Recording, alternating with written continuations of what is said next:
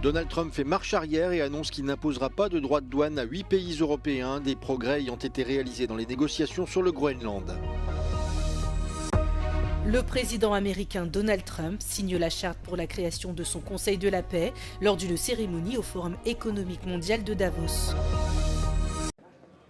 Après le discours très attendu du président américain Donald Trump à Davos, Euronews, présent au Forum économique mondial, a interrogé les participants sur ses commentaires concernant le Groenland. Voici ce que certains d'entre eux ont répondu. We heard firsthand everything that the president believes, and it was useful to be here to understand it completely. So no threat of force for Greenland. This was a good message. Well, I think the only way to solve this situation is to talk to each other. There is no other way. I think the transatlantic partnership is important, was historically important, and we should do everything that it remains important. Well, I'm sure there is no other way than talks.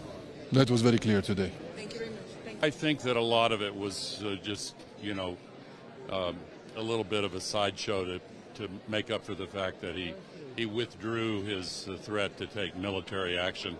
Only time will tell. Only time will tell. L'Union européenne ne peut se soumettre au comportement néocolonialiste des États-Unis, c'est ce qu'a déclaré Jean-Claude Juncker, ancien président de la Commission européenne de 2014 à 2019. L'homme d'État luxembourgeois est revenu sur les propos du président américain Donald Trump qui s'est adressé aux dirigeants mondiaux ce mercredi lors du Forum économique mondial de Davos. Si Trump a finalement exclu l'idée d'une attaque militaire contre le Groenland, il a réaffirmé son intérêt pour une présence renforcée des États-Unis dans la région. The European Union cannot be submitted to a kind of neo-colonial behavior, that the European Union has its own honor and is respecting the US, but is not a slave of the United States of America. Jean-Claude Juncker exhorte l'Union européenne à adopter une position plus ferme envers les États-Unis pour défendre ses intérêts. Le président américain Donald Trump a signé ce jeudi lors du Forum économique mondial de Davos la charte fondatrice de son Conseil de paix. Lors d'une cérémonie à laquelle ont assisté de nombreux dirigeants mondiaux, Trump a officialisé la création de cette organisation dont le but initial est l'application du plan de paix en 20 points pour Gaza, censé superviser le cessez-le-feu négocié en octobre dernier. 35 pays ont déjà adhéré au Conseil de paix, parmi eux la Russie. D'autres alliés des États-Unis, principalement européens, ont décliné l'offre pour l'instant, craignant que son rôle encore flou ne fragilise l'autorité et la légitimité des Nations Unies. The US President Donald Trump signed the charter to formally launch his Board of Peace initiative in Davos on Thursday at this stage, which you can see here right behind me, with some people still being there. Now, the project originated in his 20-point Gaza ceasefire plan, but ever since it grew bigger. Approximately 35 nations had committed to joining, while 60 received invitations. Now, the president also suggested that the Board of Peace could eventually assume the UN functions.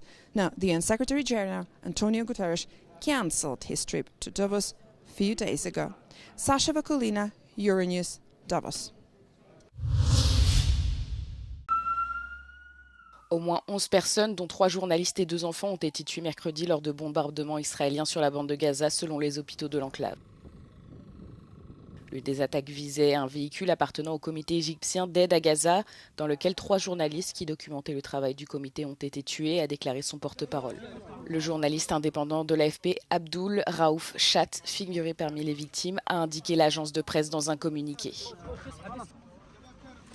لا ولا بيشكلوا اي خطر المنطقه دي المفروض ان هي تبع الوقت يعني منطقه خضراء يعني ما فيهاش ضرب ولا فيها اي حاجه يعني هم كانوا هناك بيشوفوا شغلهم عادي زي اي حد. L'attaque s'est produite à environ 5 km de la zone contrôlée par Israël. L'armée israélienne a déclaré avoir repéré des suspects qui pilotaient un drone présentant une menace pour ses troupes.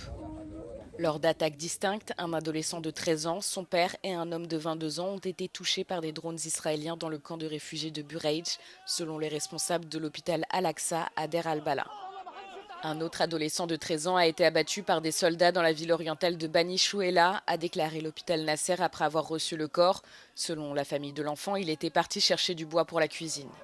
Mercredi a été l'un des jours les plus meurtriers à Gaza depuis l'entrée en vigueur du cessez-le-feu en octobre.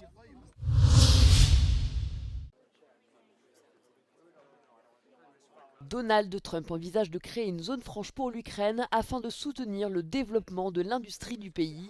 C'est ce qu'a annoncé Steve Witkoff depuis Davos, où se tient le Forum économique mondial, avant de se rendre à Moscou. The president has talked about a tariff-free zone from Ukraine that I think would be game-changing. You'll see industry move into that area in a huge way. Imagine you get to outcompete because you're not paying tariffs and sending goods into the United States. Également présent, le secrétaire général de l'OTAN, Mark Rutte, a salué les efforts de Donald Trump pour parvenir à la paix en Ukraine.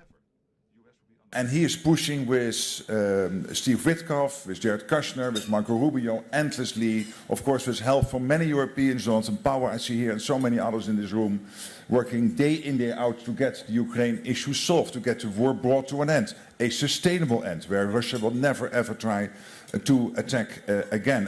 De son côté, Volodymyr Zelensky a indiqué après une réunion avec Donald Trump que les documents de l'accord visant à mettre fin à la guerre en Ukraine étaient presque prêts.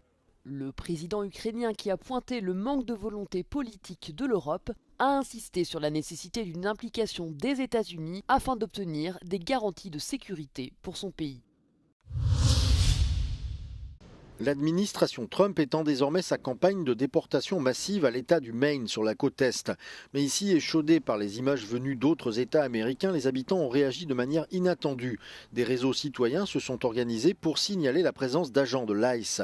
Chefs d'entreprise, enseignants et étudiants ont relayé des alertes locales, tandis que des bénévoles ont apporté nourriture et couches à des familles trop effrayées pour sortir de chez elles. My biggest fear is that innocent people will suffer, and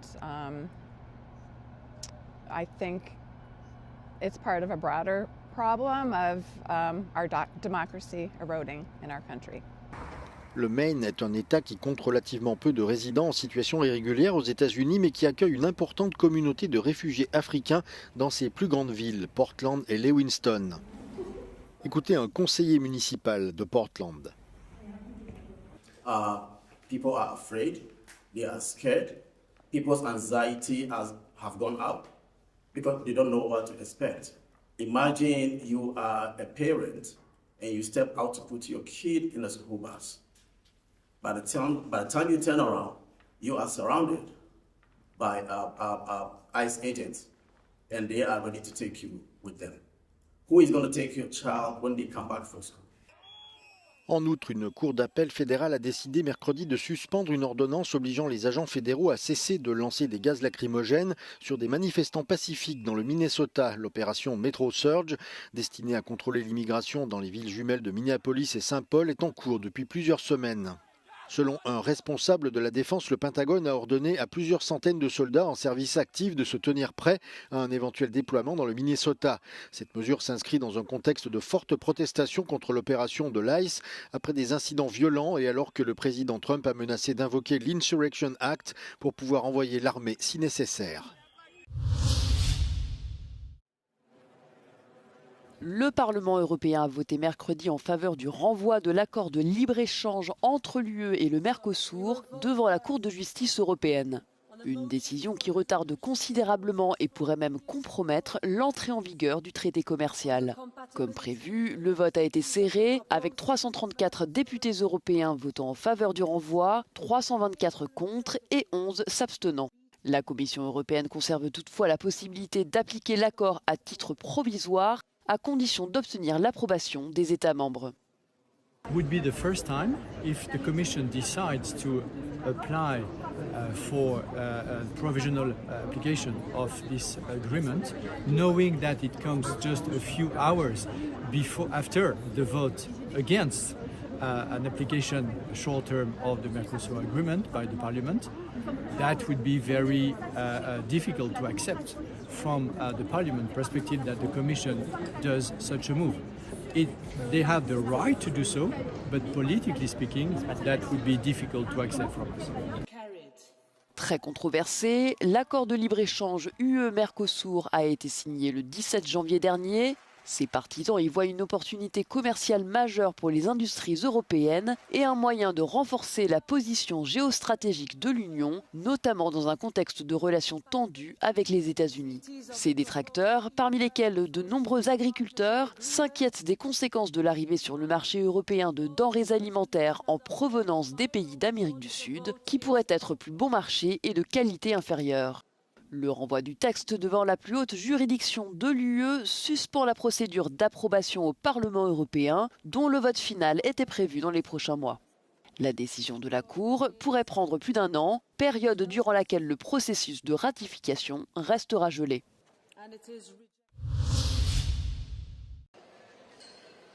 Elle a décidé de plaider la bonne foi. Au 2e jour de son interrogatoire, Marine Le Pen adoucit le ton face au juge. Devant la cour d'appel, la présidente des députés RN joue son avenir politique. Actuellement inéligible, elle mise sur ce procès pour renverser la donne et ainsi pouvoir se présenter à l'élection présidentielle de 2027. Celle qui a siégé au Parlement européen entre 2004 et 2017 a tenté de convaincre la cour d'appel que les irrégularités reprochées au FN révèlent d'actes involontaires et d'un manque de clarté institutionnelle. Le 31 mars 2025, le tribunal correctionnel de Paris a déclaré Marine Le Pen coupable de détournement de fonds européens. Elle a été condamnée à 5 ans d'inéligibilité avec exécution provisoire. Une situation qui pour l'heure l'empêche de se présenter aux prochaines élections. La candidate qui s'est opposée à Emmanuel Macron lors des seconds tours en 2017 et 2022 figure pourtant parmi les favoris, alors que le RN arrive en tête des récents sondages.